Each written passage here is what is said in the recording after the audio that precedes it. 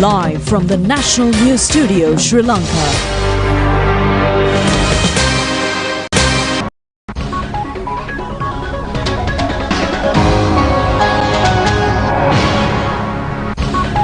From stories around the world to stories here at home, this is the National News Broadcast. I'm Shara Mascarenas. A very good evening. I'm Charita Minuparachi, and let's move on to the headlines for tonight's news. A group of female students had the opportunity to take part in the cabinet meeting for the first time. Fourth stage of the Bharat Lanka housing project begins. Court issued an injunction order preventing Sarat Fonseka removing from SJB portfolios.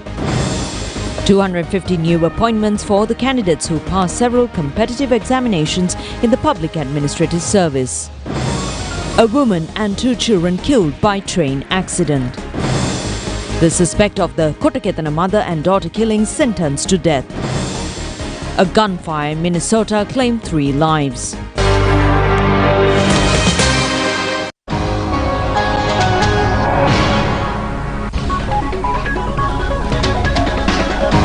On to those and other stories in detail now, and starting off with the top story. The inaugural session of the Student Parliament of Mahamaya Balika Vidyalaya Kadavata was successfully held today at the Presidential Secretariat.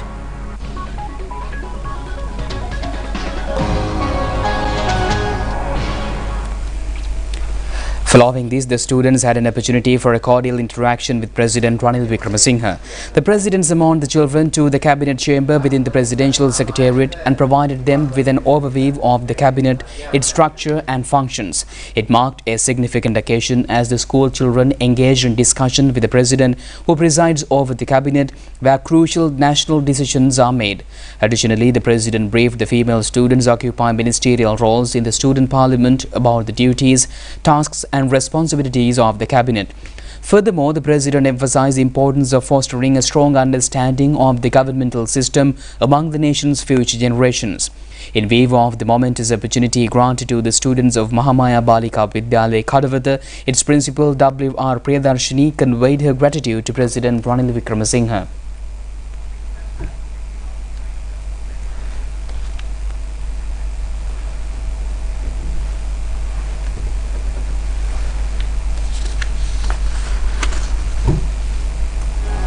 And meanwhile, President Ranil Wickremesinghe underscored the government's commitment to safeguarding the economic and social rights of the upcountry Tamil community during a ceremony held at the Presidential Secretariat.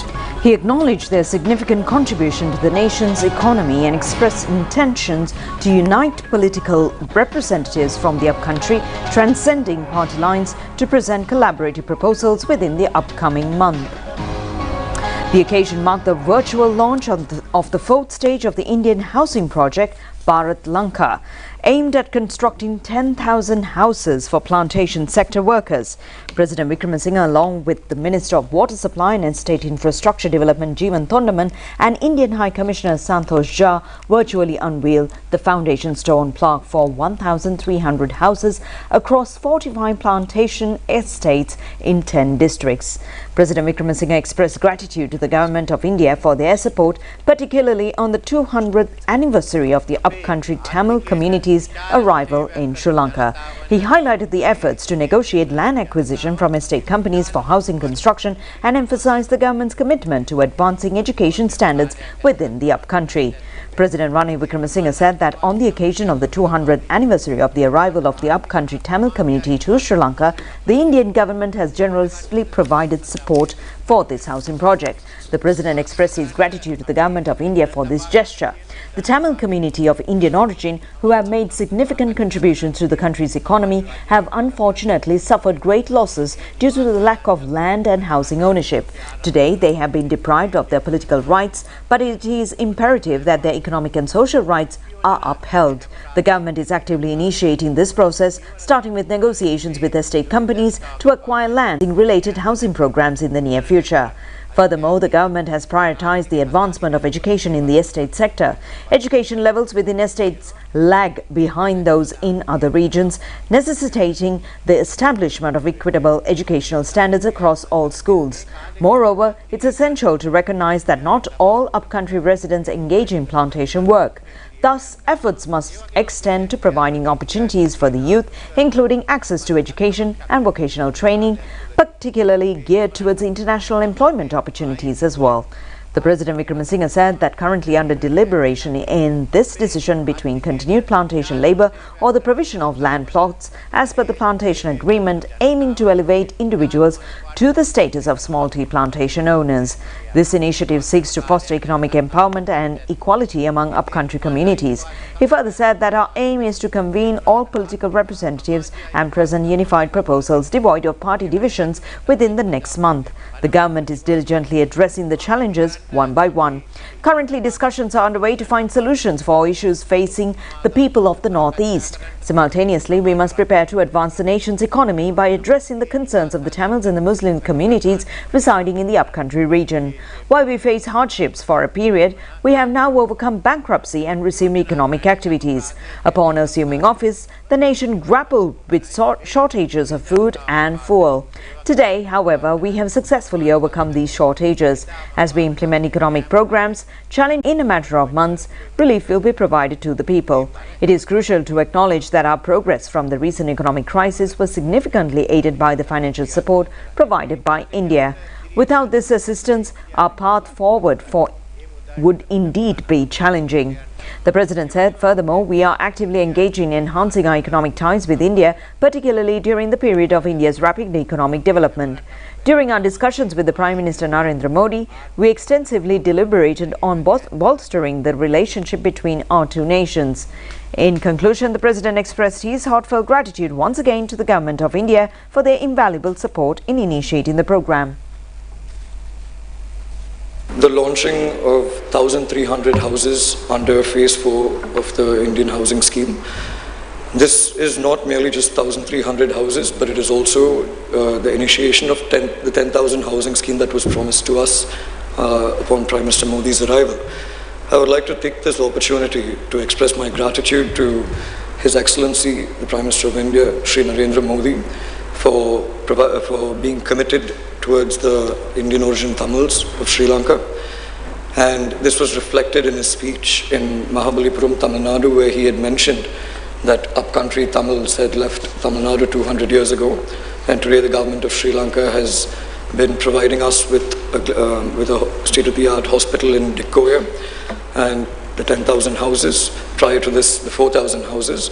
Scholarship. And apart from that, a sum of rupees 3 billion was issued as a grant to the government of Sri Lanka in lieu of the 200th year of upcountry Tamils coming into this country. I'm really delighted to take part today in this event organized to mark the launch of the Phase 4 of the Indian Housing Project. We are virtually launching today the construction of the first lot of 1,300 houses out of the 10,000 houses we have pledged for plantation workers in Sri Lanka. I must also convey my deepest gratitude to His Excellency Mr. Ranil Wickremesinghe, President of Sri Lanka, for being present on this occasion. I'd also like to convey my heartfelt thanks to him for agreeing to inaugurate this project despite his very busy schedule. This project is one of the most important ones which India is implementing in Sri Lanka. It underscores the deep and abiding commitment of the people and government of India, and most notably of our Prime Minister Shri Narendra Modi, to continue our efforts to support the Indian origin Tamil community in Sri Lanka. Let me conclude by once again thanking the government of Sri Lanka, and in particular His Excellency President Ranil Wickremesinghe for his support and guidance. I thank him not only for the housing project that we are launching today, but for all our joint efforts aimed at advancing our relationship. The vision document that was issued during his historic visit to India in July 2023 continues to guide our efforts. We remain committed to building a deeper and stronger partnership between India and Sri Lanka based on shared security and prosperity, enhanced contacts, and stronger connectivity. Colombo District Court today issued an injunction order preventing the eviction and suspension of portfolios of the chairman of the Samagi Janabalawege, Field Marshal Sarat Fonseka. This injunction order is effective until 14 days. The courts issued the injunction order considering a petition filed by Sarat Fonseka. The petition was summoned today before the Colombo District Judge Sandun Vidana. President's Counsel Faiza Mustafa, appearing for the petitioner, told the courts that his client has expressed views against the decision to join former Army Commander Dayan Ratnayake to the Samagi Janabalawege. Some media reports that following the comments of Sarat Fonseka, this JB top officials are getting ready to take disciplinary actions against him. President's Counsel Faiza Mustafa requests the court to issue an injunction order preventing any such decision to suspend his client's portfolios and membership of the Samagi Janabalawege. Accordingly, the district court has issued the injunction order with effect for a period of 14 days from today. The petition has named the leader of the SJB Sajid Premadaso and several others as respondents. After the summoning of the petition, parliamentarian expressed his views to the media. Samagi Janabalawege Parliamentarian Field Marshal Sarat Fonseka said that he first spoke to the party leader and expressed his dissatisfaction. Since he did not heed the call, this type of actions had to be taken. Since the SJB is not ready to achieve justice, the court is the best place to expect justice. He said that he is in the opinion that the court achieved justice for him. ඒකන්ද මං හිතුවා මං සාධාරණත්වයේ වෙනුවෙන් සටන් කරන්න ඕනේ කියලා. ඒ අනුව මම සාධාරණත්වයේ බලාපොරොත්තු වෙන පුළුවන් ස්ථානයට ආවා. මට මේ අධිකරණයෙන් සාධාරණත්වයේ ඉෂ්ට වුණා. ඊයේ මාධ්‍ය හමුවේ Parliamentarian SM Marikar also expressed his views regarding Sarat Fonseka at a media briefing held yesterday. Samagi Janabalawege Parliamentarian SM Marikar said that Sarat Fonseka got angry with the person who made him the army commander. Later, he got angry with the leader who promoted to the post of Field Marshal. When he was defeated and with no place to go, our leader gave him a place in the party. A special discussion was held at the Health Ministry today between Minister Dr. Ramesh Patirana and the representatives of the Health Trade Unions Alliance. At this discussion, a decision was taken to appoint a special committee to consider the demands of the Health Trade Unions Alliance. Accordingly, the relevant committee is scheduled to meet tomorrow to discuss the further measures. 72 trade unions of the health sector recently engaged in trade union actions demanding payment of an allowance similar to the DAT allowance now paid to government medical officers. The strike of the health trade unions was stopped on the 15th of this month, as the Health Minister agreed in writing to consider this matter. Accordingly, the Health Minister, Health Secretary Consultant Dr. Palitha Mahipala and several top officials held this discussion with the representatives of the health trade unions. Health Minister Dr. Ramesh Patirana asked them to prepare a set of proposals with regard to the demands of the health trade unions and to hand over the ministry. After considering this set of proposals, measures will be taken to achieve maximum concessions to the health workers. The health trade unions appealed to the minister that a committee headed by the minister and the secretary and including trade union representatives should be appointed. The minister agreed to their request and asked them to appoint the relevant committee without delay and to meet at 3 p.m. tomorrow to take future decisions.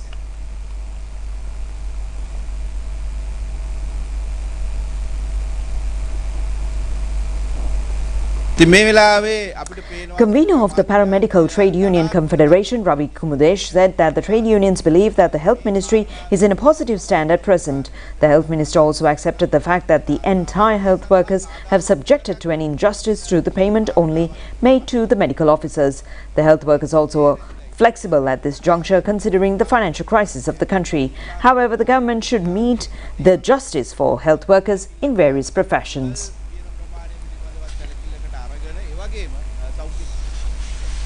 Ratnapura High Court today issued death sentence to the serial killer suspect who was proven guilty for killing a mother and a daughter at the Kotakethun area in Ratnapura on the 19th of July 2012. The death sentence was issued by High Court Judge Lanka Jayaratna.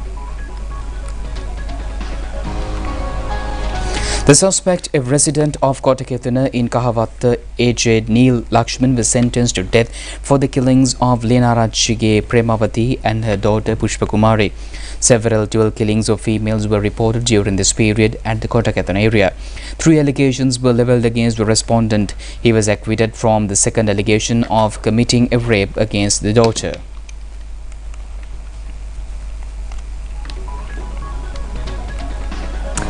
we had a very special guest today, Georgie Fisher, who plays the role of Christina Reynolds of the teleseries of Spellbinder, is ready to conduct a series of concerts for her loving tens of thousands of Sri Lankan viewers. She made this comment when she arrived at the national television this morning. Spellbinder or Maya Bandhana teleseries is very much popular among the Sri Lankan viewers.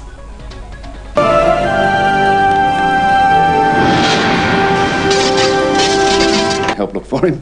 I want to come too. This teleseries was produced in 1995 by the Australian Children's Foundation. The dubbing unit of the national television has aired this teleseries with Sinhala subtitles. Georgie Fisher played the role of Christine in this teleseries. At the beginning, she was an actor and later became a singer and lyrics writer. Her first album, titled Big City, has now launched in 2015. By now, she has presented a number of albums, with the popular album titled Dig Down Deep. Once Georgie Fisher made posts in Instagram and Facebook expressing her decision to visit Sri Lanka, the Sri Lankan viewers are exhilarated and expressed their joy to welcome her. Accordingly, Georgie Fisher visited the national television and met Chairman Dr. Prasad Samarasinghe. Later, she participated in the Nuga Sevena live program.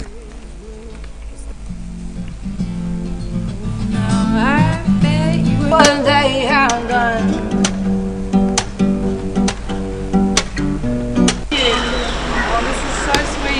So much. Hello. Oh, it's lovely to meet you. Thank you for having me. Hello. Good morning. Yes. And the signature.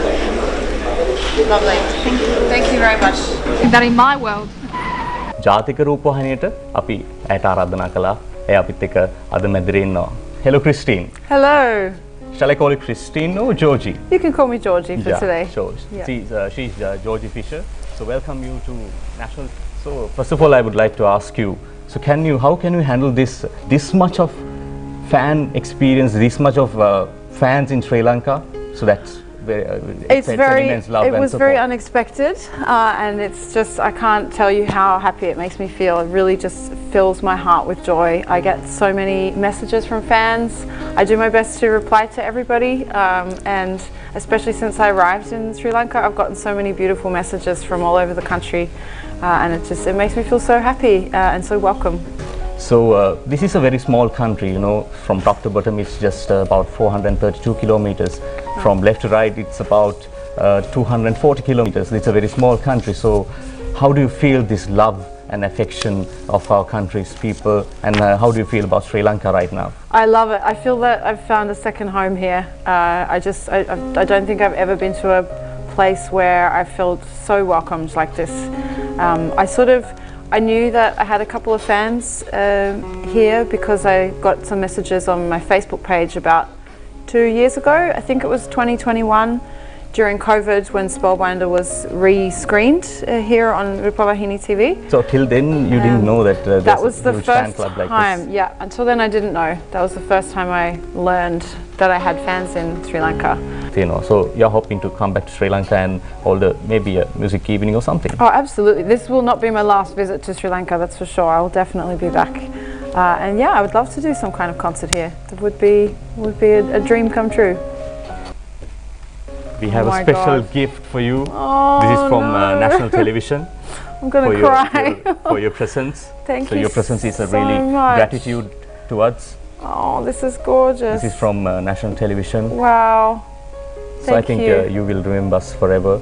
So you can keep this at home. I will keep this forever. You will remember National Television. Oh, this is incredible. I'm so touched. Thank you so much. Are you a brother or somebody's mother? I want you to know that I see you. Oh, I see you. Now we work hard for the money, won't part with it easily. You're a stranger's mind. I bet you weren't always like this. You've seen better days, could guess how you slip through. Maybe if I learn the truth, I see some of myself in you. A world lays behind you and a world that you here to fight your demons alone? Are you a brother or somebody's mother? I want you to know that I see you. Oh, I see you. About fashion. Dr. K Jong Yu, the Director General of the UN Food and Agricultural Organization, paid visit to President Ranil Wickremesinghe at the Presidential Secretariat this afternoon, commending the President's leadership amid Sri Lanka's economic challenges.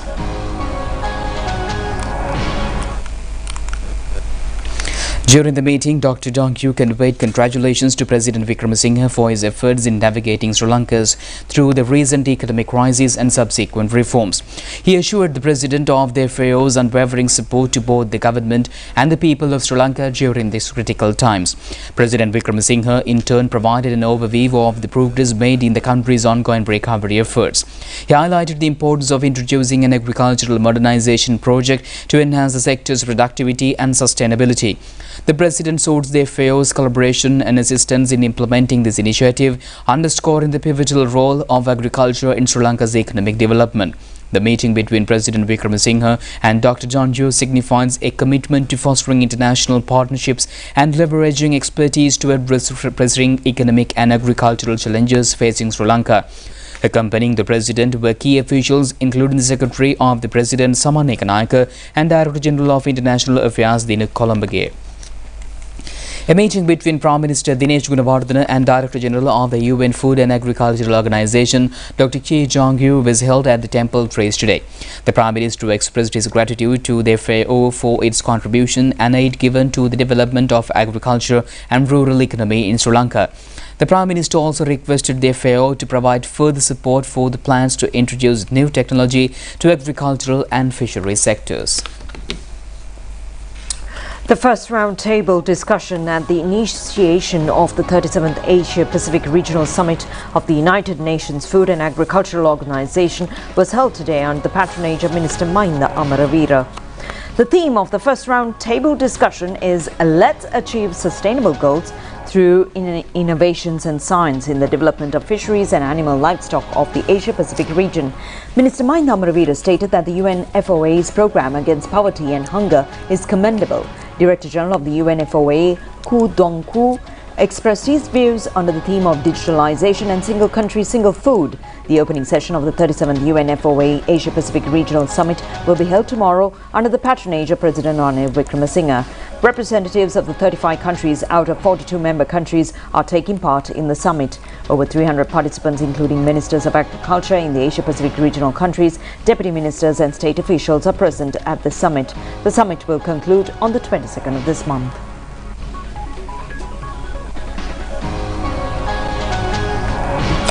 Prime Minister Dinesh Gunawardena says that it is the responsibility of the government servants to prevent taking unjustifiable decisions when achieving public service. They should not postpone duties of the public. Instead, the public servants should be committed to achieve their respective duties as soon as possible. The Prime Minister made these remarks at a ceremony held to offer appointment letters to persons who passed the competitive exams held recently to recruit the Grade 3 of Sri Lanka Administrative Service and several other services. Candidates who have passed the competitive exams for Sri Lanka Scientific Service, Grade 3 of the Sri Lanka Government Library Service and the Super Grade of Management Service also received appointment letters. 250 new recruits received appointment letters at this ceremony. Prime Minister Dinesh Gunawardena said that President Ranil Wickremesinghe has made another step forward to Sri Lanka's development by presenting a budget proposal. The newly recruited officials have the huge responsibility of helping the President to implement the budget proposal successfully. Government officials should achieve development targets more and more with reducing unnecessary expenses. Several ruling and opposition politicians have expressed their views on the present situation in the country. Parliamentarian Anukumara Dissanayake said that the common enemy against the people are gathering at a single stage at present. They have set their differences to protect their power. However, the general public and the underprivileged people should get together and fill the ballot box at the polling booth in rural areas. When the village people get together collectively, all these selfish politicians can be defeated once and for all. Former parliamentarian Mujibur Rahman said that during the period of Rohana Vijayveera as the JVP leader, there were large crowds at his election rallies. However, after the presidential election, he only got about nearly 200,000 votes. Although the JVP has a strong organising power, at the elections the party only gets less amount of votes.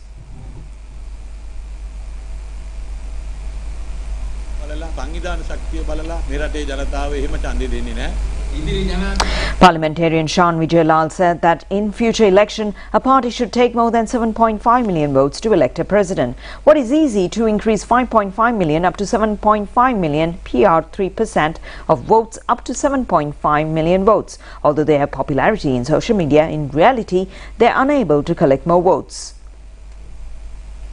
Parliamentarian Namal Rajapaksa said that to win an election, many parties are attempting to form wider political alliances. However, it is not certain whether there will be an election. People should decide what will happen in the future. The SLPP will only join any alliance based on its policies. The Sri Lanka Press Institute hosted the Under-Secretary of the Public Democracy and Public Affairs of the United States, Ms. Elizabeth Ellen, on topic the global media space and its impact on democracy at courtyard by Marriott Colombo today.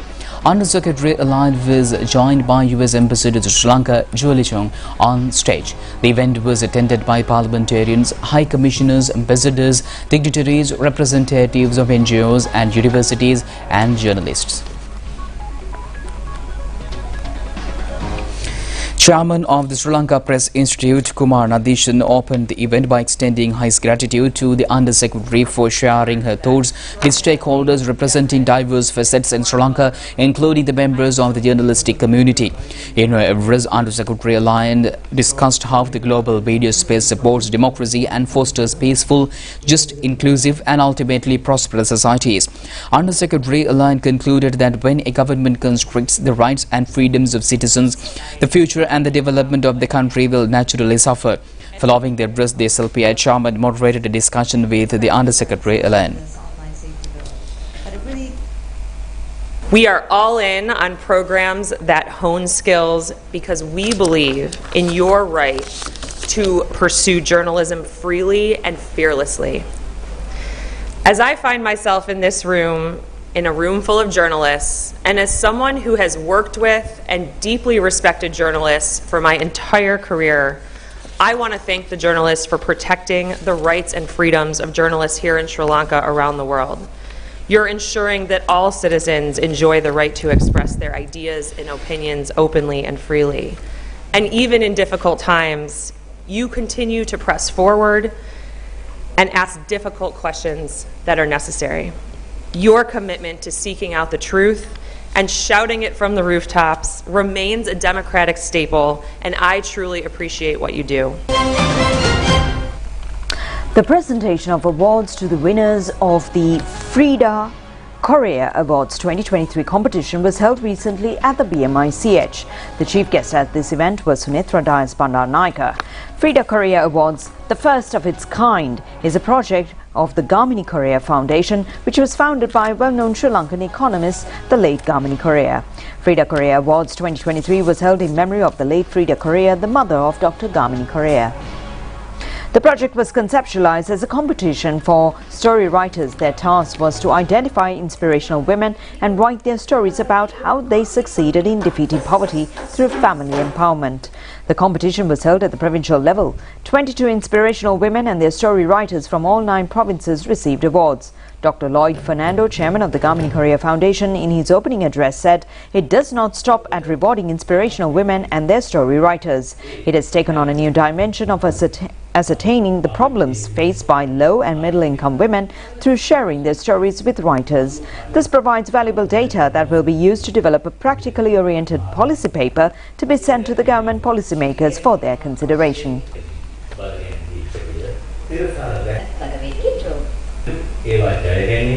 ප්‍රතිපත්ති සම්පාදකයන්ට අවධානය යොමු කිරීම අභිප්‍රායයි. ආවරණය වන පරිදි තුලින් අතිමහත් සමාජ ෆ්‍රෙඩා කොරයා If not for him, story made it possible. Amongst our awardees, Jonathan Jordan. The funeral of former Minister Gamini Jayavikramaperera will held tomorrow evening at the public grounds in Pannala. His remains are now lying at his residence at Mahalava in Pannala. He was 83 years at the time of his demise. A large number of people, including people's representatives, are arriving at his residence to pay their last respects.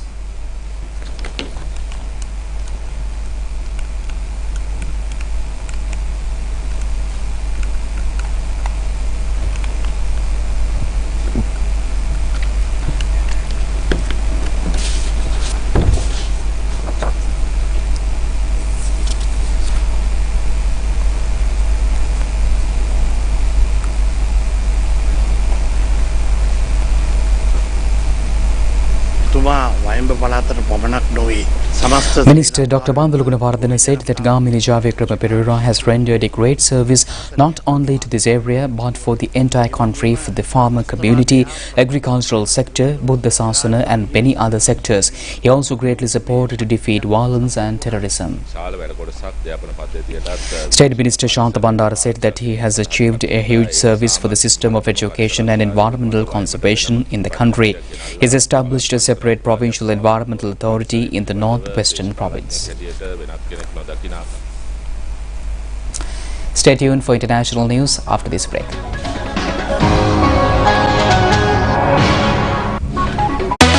Hot and spicy fun vibe එක විවර කරන්න beat එක remake කරන්න to win හදවත වහවලා යන්න ගින්දර fashion කරන්න fun උතුරන්න කොත්තමි kick එක මෙන්න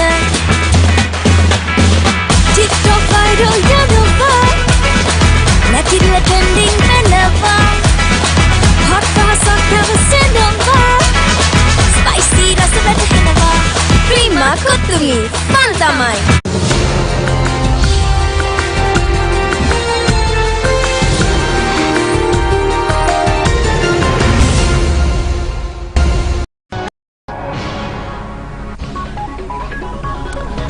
Welcome back, and we take a look at foreign news now. A man armed with multiple guns and large amounts of ammunition shot at police officers from inside a suburban Minneapolis home. 2 officers and a firefighter who was providing medical aid was killed in this incident. A third officer who wounded in the shooting in a tree-lined neighborhood of the 2-story homes in Burnsville, Minnesota. The suspect in the shooting also died. It is reported that there was an exchange of gunfire and authorities were still piecing together details of the incident. The firefighter who was also working a paramedic was shot while providing aid to an injured officer. The paramedic was a part of a SWAT team and that had been called to a domestic situation at the home. Inside, an armed man had barricaded himself with his family, including 7 children ranging in age from 2 to 15. Negotiations lasted for hours before the suspect opened fire at the Minnesota Police and the Peace Officers Association said that Stanford lasted for 4 hours before a SWAT team entered the home. The suspect had several guns and large amounts of ammunition and shot at police officers from multiple positions within the home.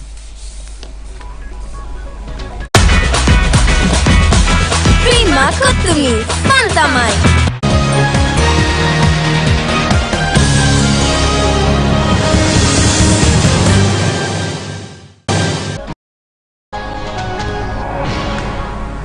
Welcome back with the sports update, and the second T20 match between Sri Lanka and Afghanistan is being played at the Rangiridawul International Cricket Stadium. Batting first, Sri Lanka has scored 187 runs for 6 wickets in their 20 overs. Afghanistan won the toss and elected to field first. Sadira Samaravikrama scored 51 runs and Angelo Matthews was not out for 42. In bowling, Mohammad Nabi claimed 2 wickets for 25 runs. In reply, Afghanistan have scored 53 runs for 5 wickets in 8 overs a short while ago. ඉහලින් පහර එල්ල කරන්නේ මිඩෝන් ක්‍රීඩකයාගේ හිසට ඉහලින් පැතුම් නිස්සංක ලකුණු 4ක් ලබා ගන්න. Prima Kutumi Pantamai